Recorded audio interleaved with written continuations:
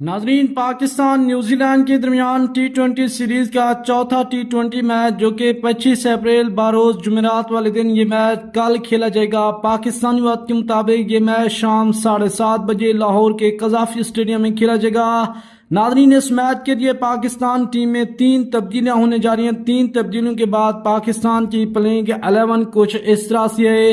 Number 1 Babar Azam captain, number 2 محمد رضوان wicket keeper جو کہ بابر اعظم کے ساتھ اوپننگ کریں گے، number 3 Usman Khan, number 4 Fakhar Zaman, number 5 Iftikhar Ahmed, number 6 Imad Wasim, number 7 Shadab Khan, number 8 Shaheen Afridi, number 9 Muhammad Amir, number 10 Abbas Afridi and number 11 Abrar Ahmad.